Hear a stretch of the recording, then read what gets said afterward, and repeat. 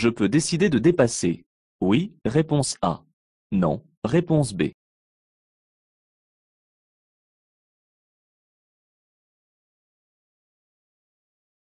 Je dépasse le cycliste. Oui, réponse A. Non, réponse B.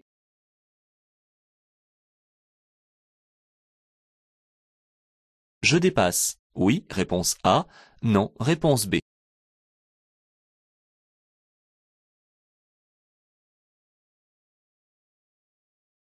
Pour dépasser ce piéton, je dois m'écarter. Oui, réponse A. Non, réponse B.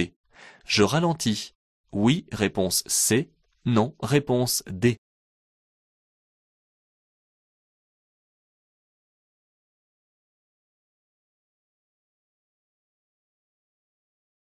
Je dois céder le passage à droite. Oui, réponse A.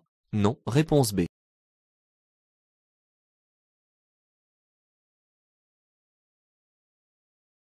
Pour me rendre dans la zone commerciale, ma vitesse est limitée à 50 km/h. Oui, réponse A. Non, réponse B. Je ralentis maintenant. Oui, réponse C. Non, réponse D.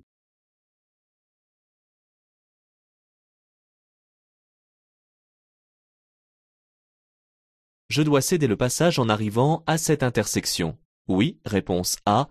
Non, réponse B. Au carrefour giratoire. Oui, réponse C. Non, réponse D.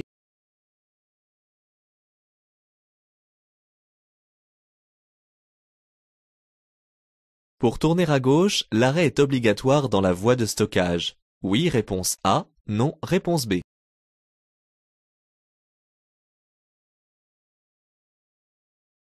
Dans cette situation, je ralentis. Réponse A. J'utilise l'avertisseur sonore. Réponse B. J'actionne mon clignotant. Réponse C. Je me déporte à gauche. Réponse D.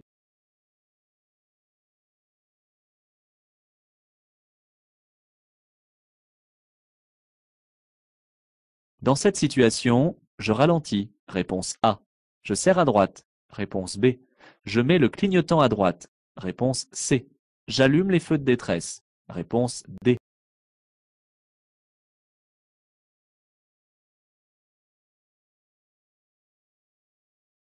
Je suis bien placé pour emprunter la sortie numéro 9. Oui, réponse A. Non, réponse B. Pour aller à Paris. Oui, réponse C. Non, réponse D.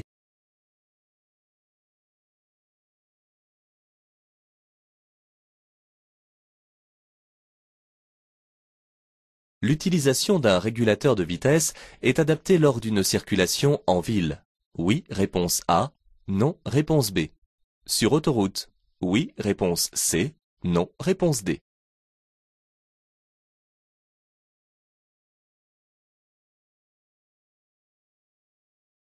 Dans ce cas de conduite difficile, je suis autorisé à ne pas marquer l'arrêt. Oui, réponse A. Non, réponse B.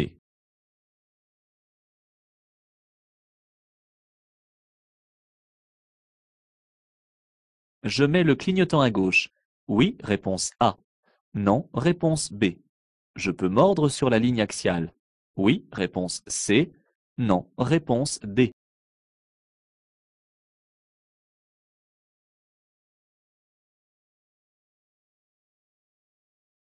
Je cède le passage à droite. Oui, réponse A. Non, réponse B. En face. Oui, réponse C. Non, réponse D.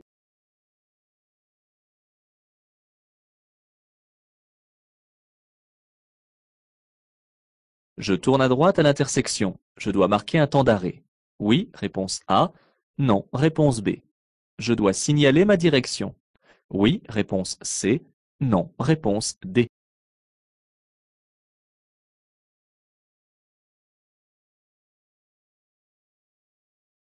Je passe. Réponse A. Je cède le passage à la voiture bleue. Réponse B.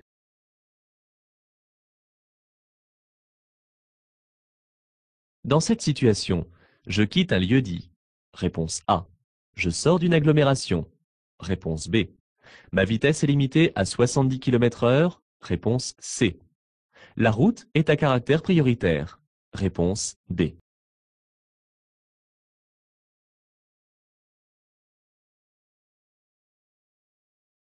Après ce panneau, je pourrais rouler à 30 km/h, réponse A, 50 km/h, réponse B, 90 km/h, réponse C.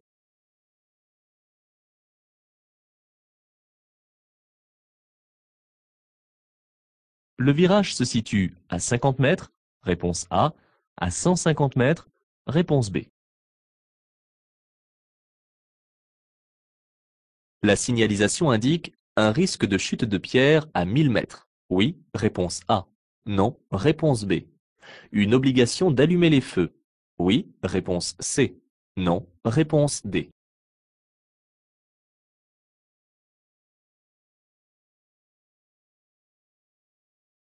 Je tourne à gauche. Je dois m'arrêter. Oui, réponse A. Non, réponse B.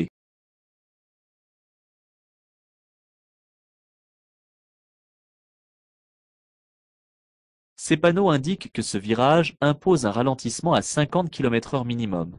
Oui, réponse A. Non, réponse B.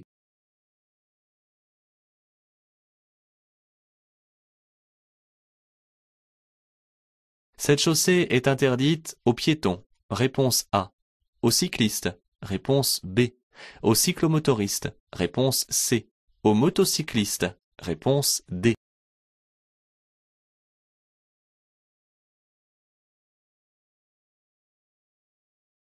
Deux voies me sont ouvertes au péage. Oui, réponse A. Non, réponse B.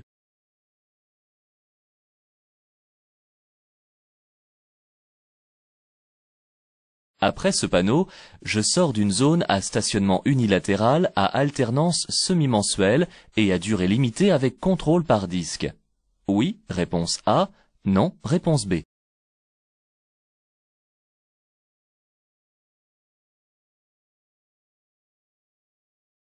Ce panneau annonce une zone de rencontre. Oui, réponse A. Non, réponse B. Un danger permanent. Oui, réponse C. Non, réponse D.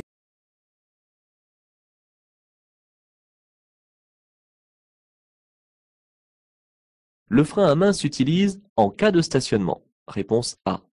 Pour freiner dans les descentes. Réponse B. En cas de défaillance du frein principal. Réponse C.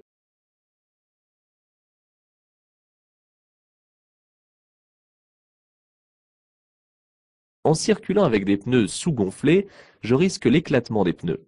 Oui, réponse A. Non, réponse B. Une amende. Oui, réponse C. Non, réponse D.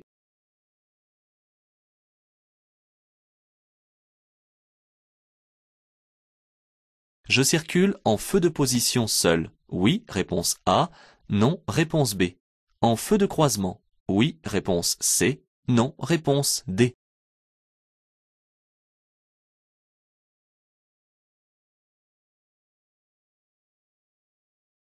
Pour m'arrêter, la distance de freinage est ici plus longue que sous la pluie. Oui, réponse A. Non, réponse B.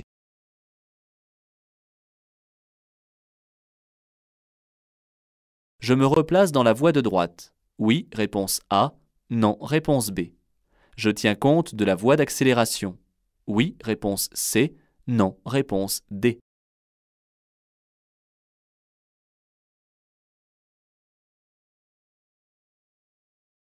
Je peux suivre cet usager qui tourne à gauche.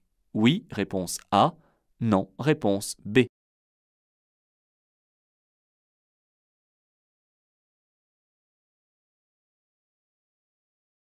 Je tracte une caravane et l'ensemble mesure plus de 7 mètres.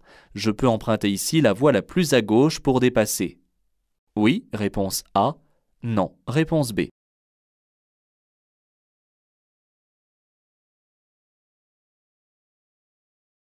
Je peux passer sans m'arrêter. Oui, réponse A. Non, réponse B.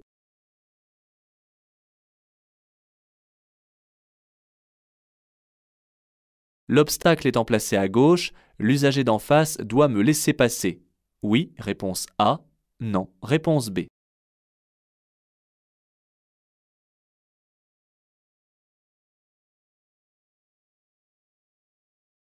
La vitesse est limitée à 50 km/h sur toute la route à accès réglementé. Oui, réponse A. Non, réponse B.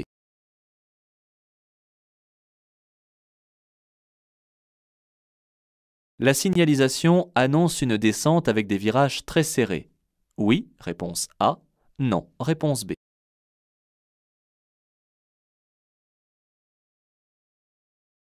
Pour stationner en hiver, j'évite de serrer le frein de parc. Oui, réponse A. Non, réponse B. J'enclenche un rapport de vitesse. Oui, réponse C. Non, réponse D.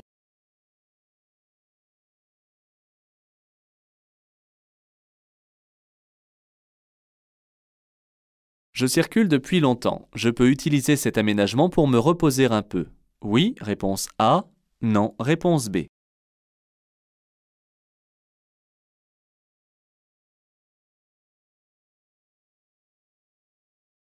Le panneau bleu indique une réduction du nombre de voies à 400 mètres.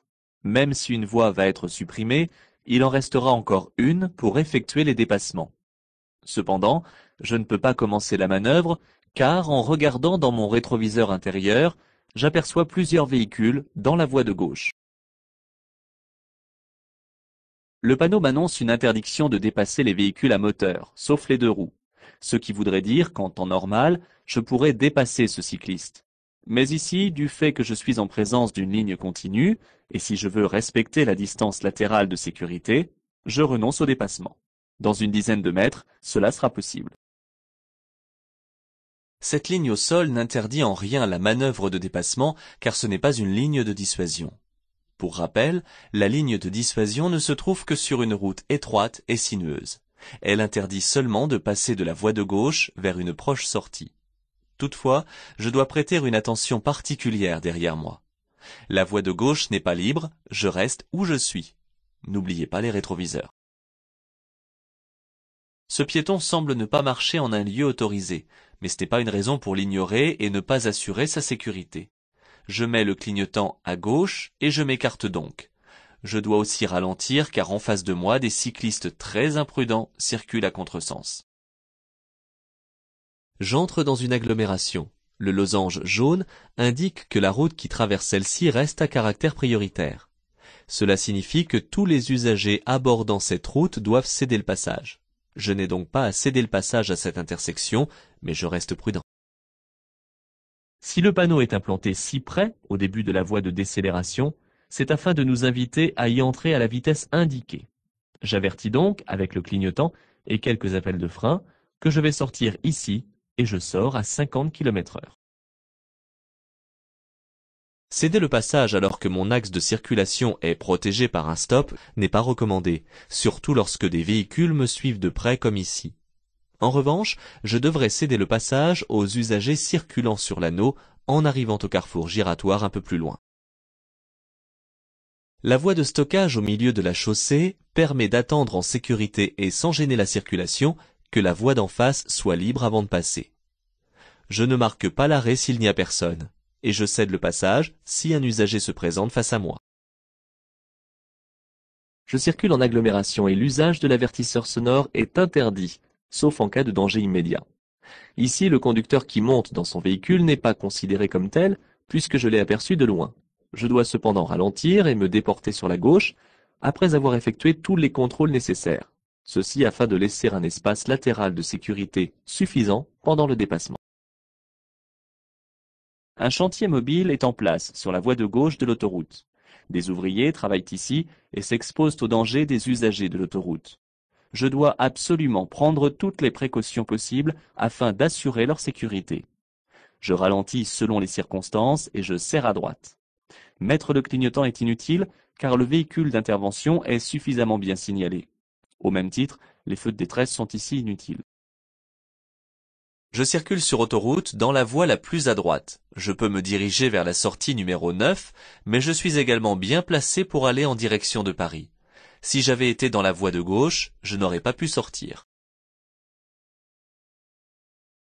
L'utilisation prolongée d'un véhicule induit le phénomène fréquent d'accoutumance à la vitesse. Cette attitude s'accompagne généralement d'une baisse d'attention, conduisant alors au dépassement presque involontaire des limitations de vitesse, augmentant ainsi la prise de risque. Le régulateur de vitesse permet alors au conducteur d'éviter de dépasser la vitesse autorisée pour concentrer toute son attention sur la route. Cet accessoire est donc plutôt adapté à l'autoroute. En ville, les changements d'allure sont trop fréquents pour qu'il ait une quelconque utilité. Il me sera difficile de redémarrer sur l'épaisseur de neige, mais je dois marquer l'arrêt au niveau de la ligne d'effet. Les pneus neige s'avèrent ici efficaces. 3 panneaux de danger, 3 bonnes raisons de ralentir. Je pense aux ouvriers du chantier et je m'écarte pour laisser un espace de sécurité. Tout écart de direction doit être signalé. Aussi, je mets le clignotant à gauche, juste au début pour le déport. Je ne peux pas faire autrement que de mordre sur la ligne axiale. Je me situe dans une intersection où le véhicule de droite s'arrête à un stop. C'est à lui de marquer l'arrêt et de me céder le passage. Le véhicule en face est arrêté dans une voie de stockage avant de tourner à sa gauche. Du fait qu'il me coupe la route, il doit lui aussi me laisser passer. Je reste toutefois attentif à leur comportement. Ce panneau me demande de céder le passage aux usagers circulant dans l'autre rue, mais pas systématiquement de marquer l'arrêt, car il ne s'agit pas d'un stop. Je signale toujours un changement de direction, même si je pense être seul. J'aborde une intersection régie par un stop dont le panneau est peu visible. La ligne d'effet au sol sert aussi à voir de loin si je suis ou non protégé à l'intersection. C'est au véhicule bleu de marquer l'arrêt et de céder le passage. Le panneau rectangulaire indique la sortie d'une agglomération et non celle d'un lieu-dit. Malgré le fait que cette route soit à chaussée séparée, la vitesse maximum autorisée est de 70 km/h et celle-ci devient à caractère prioritaire. Je vais quitter une zone dans laquelle la vitesse est limitée à 30 km/h. Ces zones étant implantées en agglomération et n'ayant pas franchi le panneau de sortie, la vitesse maximale autorisée est de 50 km/h. Mais je pourrais aussi circuler à 30 ou à 40 km/h. En dehors des agglomérations, les panneaux de danger sont situés à 150 mètres du danger qu'ils représentent. C'est ici le cas. Je circule hors agglomération. Les 2 panneaux triangulaires annoncent donc des dangers à 150 mètres. Le premier panneau nous avertit qu'il y aura un risque de chute de pierre sur une distance totale de 1000 mètres. Le second, que 2 tunnels se suivent. Il n'y a ici aucun panneau d'obligation. Cependant, lorsque je circule dans un tunnel, qu'il soit ou non éclairé, je suis obligé d'allumer mes feux afin d'être mieux vu des autres usagers. Lorsqu'il existe, comme ici, des voies de sélection, je dois tenir compte des feux situés sur la droite de ma voie de circulation. Je tourne à gauche, je suis donc concerné par le feu rouge. Ce type de feu permet de réguler les passages par voie. Je dois donc faire attention de ne pas démarrer par inattention alors que le feu de droite passe au vert. Le panneau de danger triangulaire annonce un virage à gauche et le panneau de prescription interdit de circuler à plus de 50 km/h. Il est clair que cette limitation s'impose du fait du virage. Il est évidemment là aussi afin d'assurer la sécurité à proximité des habitations. La signalisation interdit l'accès de cette chaussée aux piétons, aux cyclistes, aux cyclomotoristes ainsi qu'aux véhicules agricoles. C'est souvent le cas lorsque je vais circuler sur une route à allure soutenue. Des usagers particulièrement lents constitueraient une gêne et un danger pour les autres. Les motos sont admises sur cette route. Les voies surplombées d'un petit camion et d'un hexagone jaune sont réservées aux abonnements des poids lourds. Les croix rouges signifient que les voies sont fermées. Il reste 2 voies avec une flèche verte qui laisse le péage accessible à tous les usagers. Je me présente à celle qui est devant moi. Ce nouveau symbole européen, à l'intérieur d'un panneau de zone de stationnement, signale un stationnement gratuit avec une durée limitée contrôlée par disque. Le panneau étant sur fond gris, il s'agit d'une sortie de zone après celui-ci. Le stationnement était auparavant à alternance semi-mensuelle, côté impair la première quinzaine et côté pair la seconde.